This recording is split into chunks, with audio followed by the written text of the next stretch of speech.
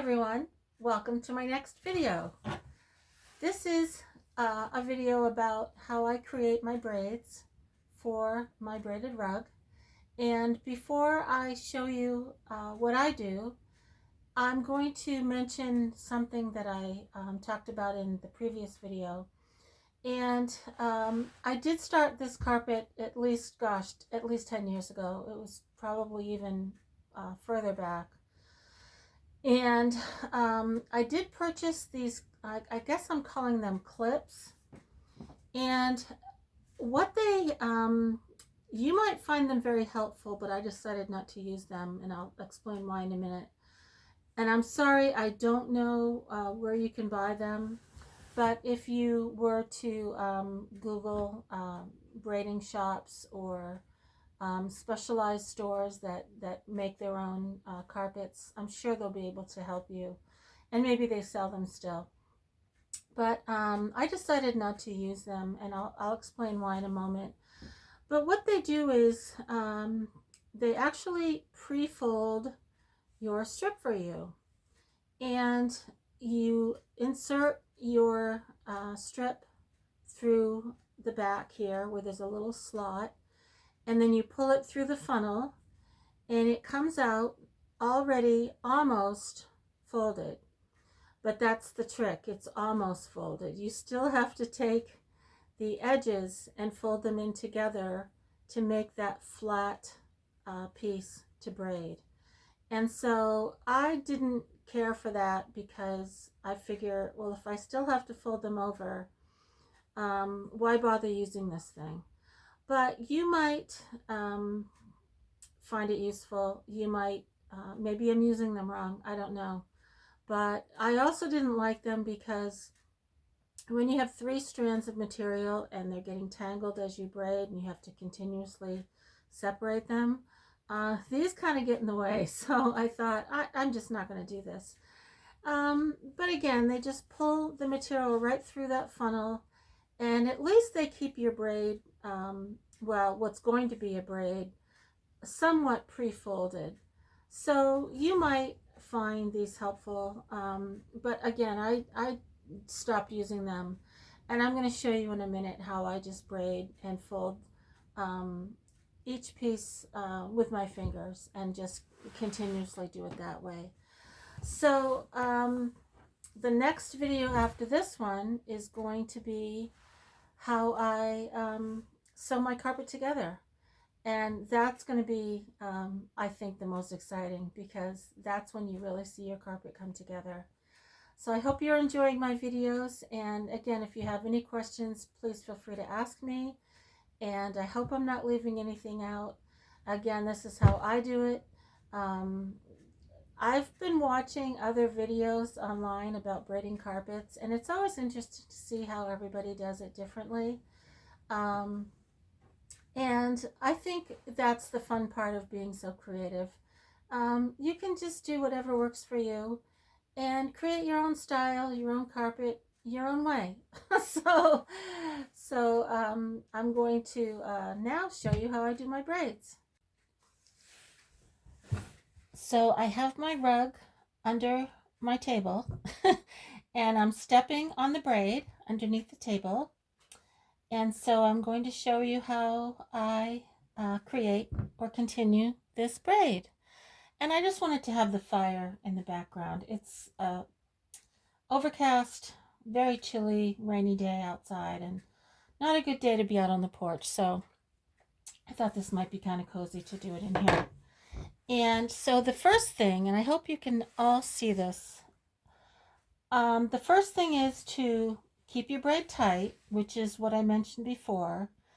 And again, I've seen some videos where people do not keep the braid tight and they just braid it simply by holding on to the unfinished piece. And I like a really tight braid because my rug is very solid, and it does not have any spaces in the braid at all. And I imagine it's going to last a very long time, hopefully. So I'm going to start back here, and don't make your strips too long because you're going to find that you're constantly untangling them. So, but then again, if you make them too short, you have to keep stopping to sew another piece on. So it's really personal choice. So anyway, here we have the next piece to cross over. And you're going to see that this piece is two different widths. And I'm just going to continue with it because I want to make the piece wider. And it will all meld together. And looking at the carpet when it's done, no one will ever know. So as I mentioned, I don't use the metal cones. I worked with them for a little while, and it was so many years ago. Excuse me. I realized that it was just faster and easier to just fold it over with my fingers. So I'm right-handed, and if you're left-handed, it might be different for you. But I start with one edge and then the other, and I pull it tight to make sure there's no wrinkles, and then I lift it up to cross it over. And if you don't lift it up, what happens is you won't pull it tight enough, and you might end up with a space in there. And I hope you can see that. But the more I braid towards the camera, perhaps you'll see it. And it actually goes pretty fast once you get going. And I had mentioned before how my fingers hurt years ago, but they haven't lately. So I'm not quite sure what that was. Maybe I was braiding it in the wintertime when the air was drier. I'm not sure. But I don't seem to have any issues right now. Now here's something to watch out for. Your material has a tendency to maybe twist at times, and always make sure that the, I'm going to call it the seam, stays underneath, and your finished flat side is always on top of your braid. And I will show you later how that seam is always hidden, because when you flip this braid over, you'll see, well, you won't see the seam. You'll see that it's hidden behind the braid that you're flipping over. So I hope that makes sense. And it's really easy, and it's very relaxing. And you know, there's so many machine-made items these days.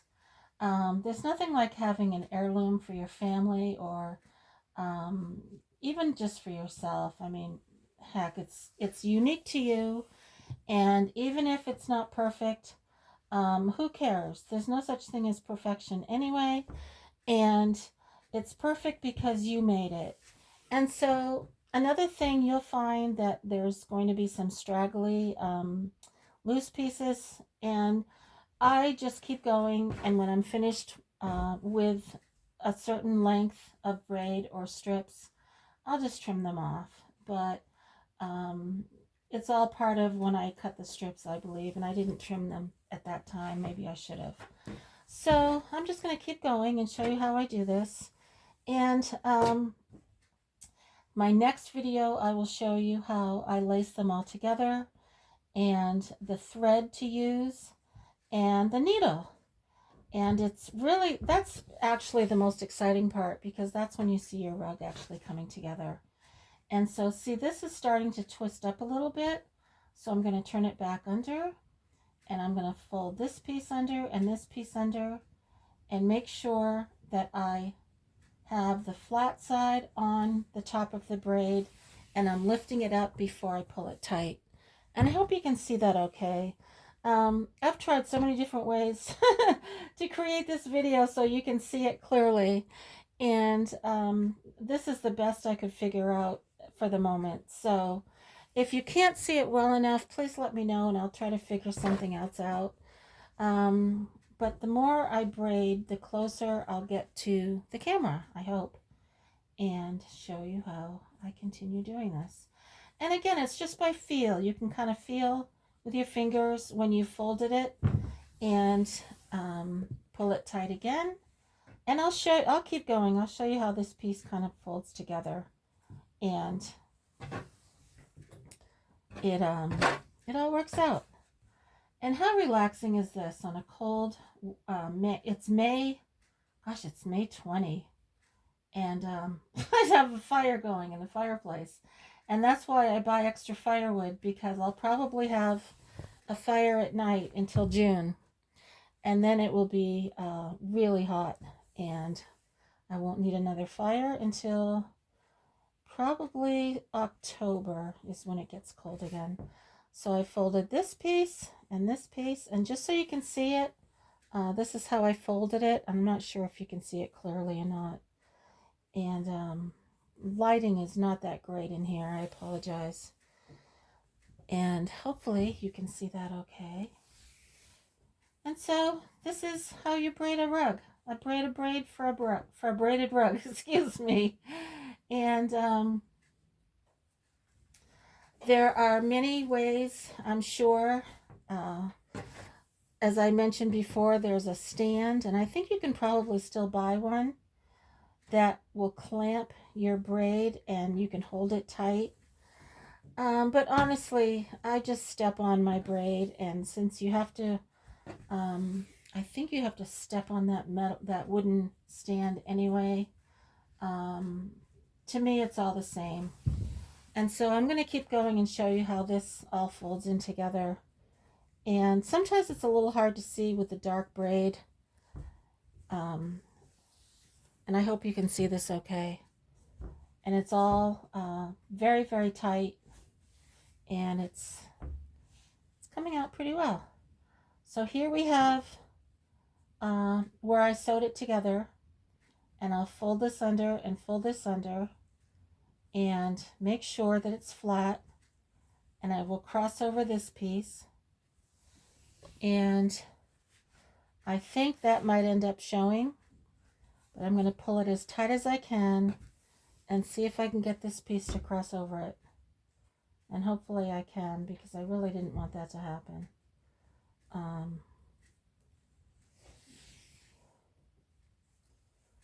fix this. And I did it because I overcompensated with this fat braid, and I buried that little seam. And sure, one piece is different, but who says it has to be all the same anyway, right?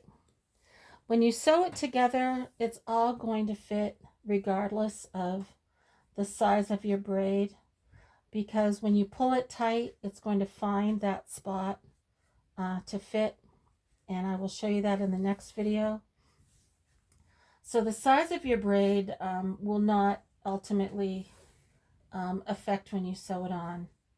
And I'm folding this under and this under, and I will continue on.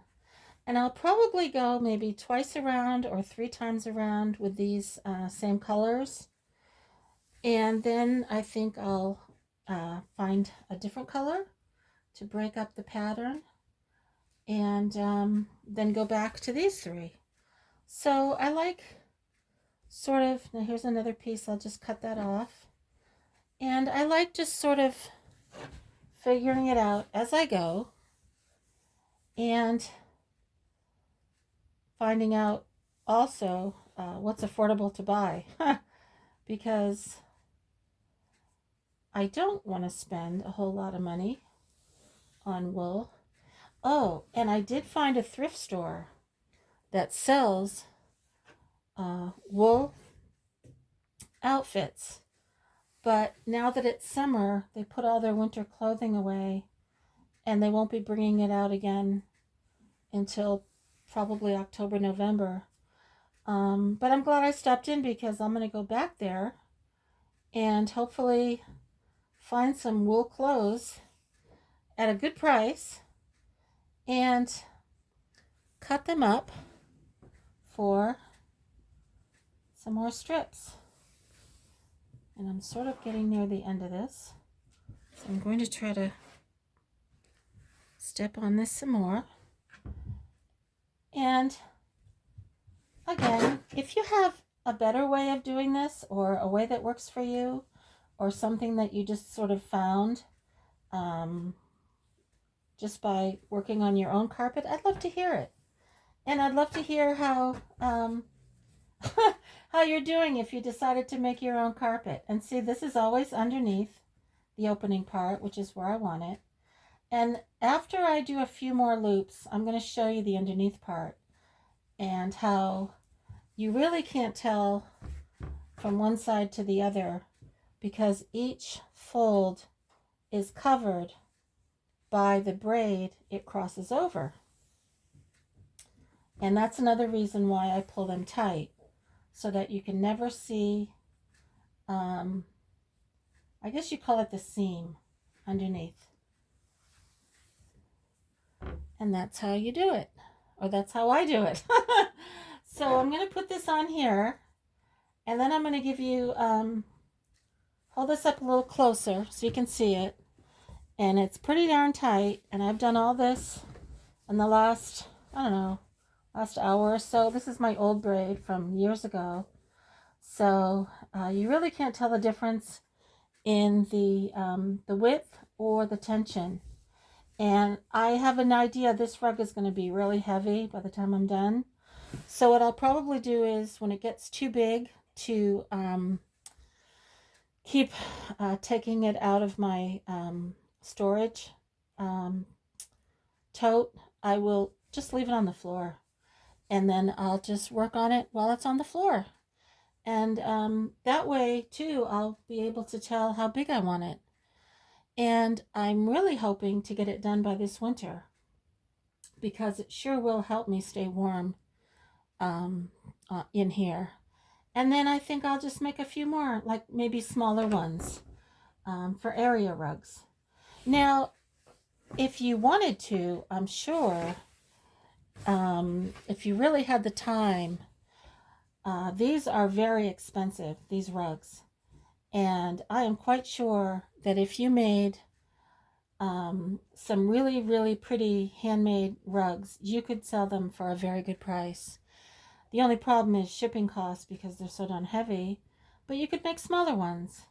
For me, I'm not going to do that, because a lot of times when you're selling something, people are really looking for high quality, and I don't consider my carpet a high quality.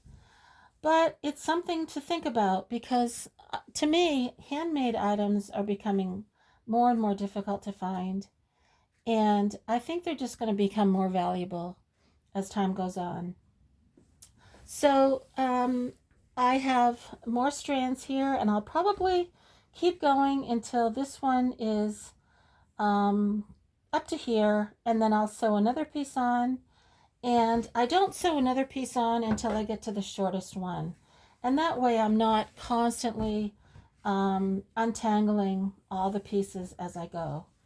And so you'll sort of find what works for you. And I hope you're enjoying my videos, and I hope you could see this well enough. And that if you have any questions, please feel free to ask me.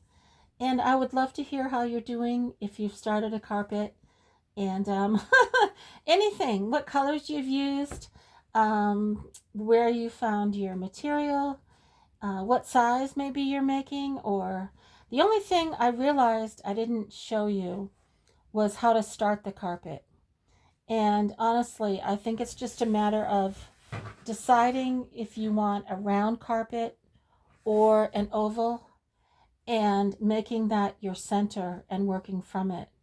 So there's a video, I'm sure there's more than one video online on how to start your rug. But if you're curious, I'd be happy to do a video on that, because I realized that when I started my carpet, I made too much of an oval, and had I done it differently, I would not have made it so dramatic.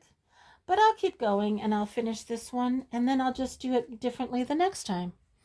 So thanks so much, everyone. I hope you're all having a great day, and thank you so much for all my subscribers. I'm waiting for the sun to come out so I can do another kayak video. But the video after this will be the video on sewing this new braid to my carpet. Thanks so much, everyone, and I hope you're all having a great day. Take care.